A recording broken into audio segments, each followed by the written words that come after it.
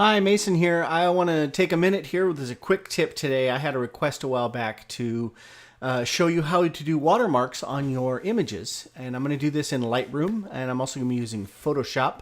So come on over, we'll get right started. Here I am in Lightroom. I've got a photograph I took last week at the zoo of this cool cat with the awesome ears. And let's say I want to go ahead and put this on Flickr or Facebook or something like that. And I want to put my watermark on there. It's a nice thing to do. I think watermarks are a personal style issue. I don't think they really deter anybody from stealing your images necessarily.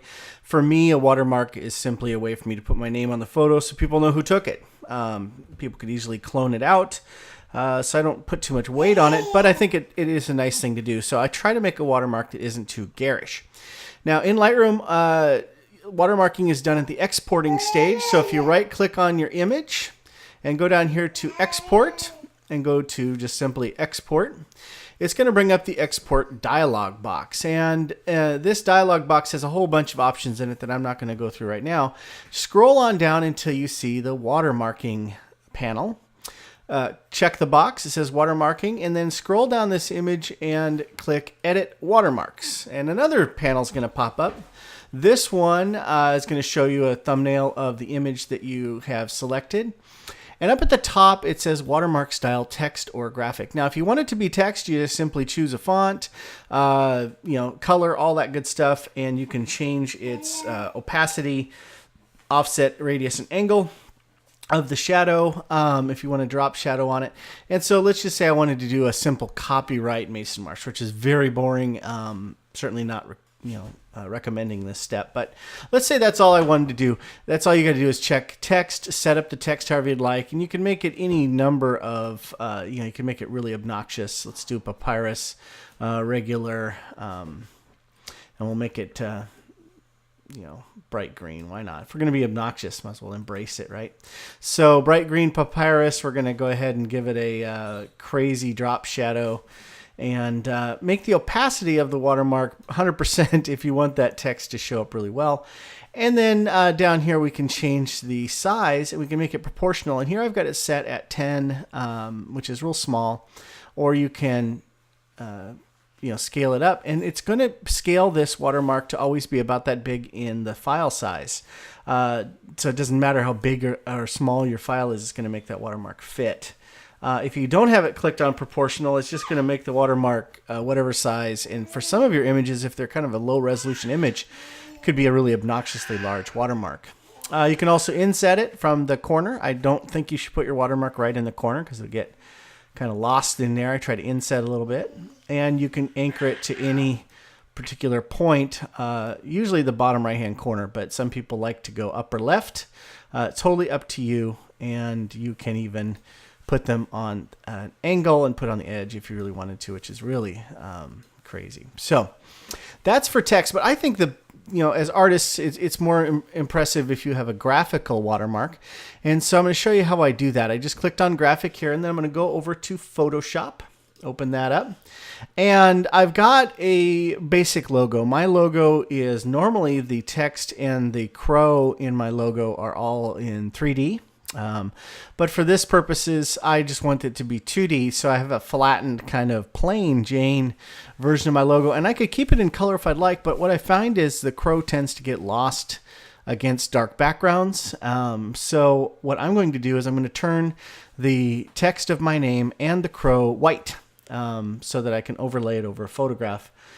Trust me, it's going to look cool. So if I go down here to adjustments and to levels, I can just go ahead and drag my output levels for black all the way over to white, which turns all of that stuff in my image white.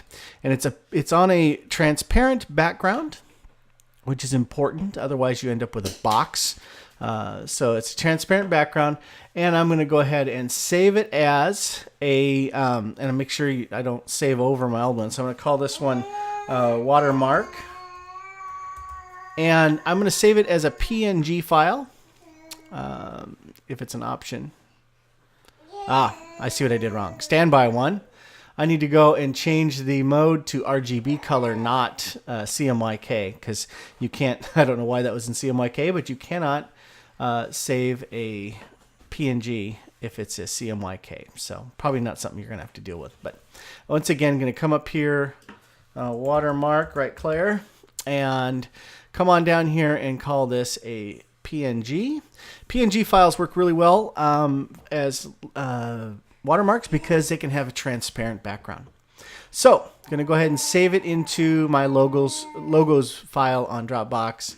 And now I can get out of Photoshop and go back into Lightroom and back to my watermark editor. Make sure graphics clicked, and then click here to choose.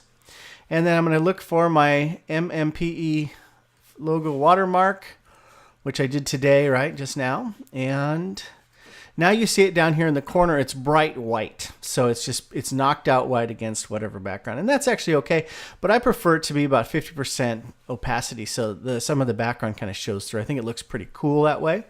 And then again, I can change my proportions. I like it nice and small, but not so small that you can't read it. So I think 10 is kind of a sweet spot.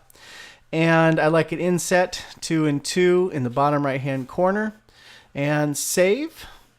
And then I can name this preset, and I'm just going to call it Mason. Create.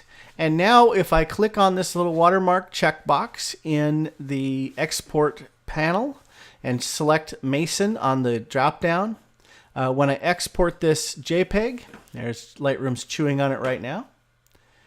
When I export this JPEG, we'll open it up here in a second, and you'll see that it is a beautiful watermarked image.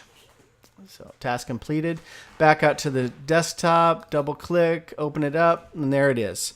A 50% opacity, small, discreet, but classy, corner placed watermark.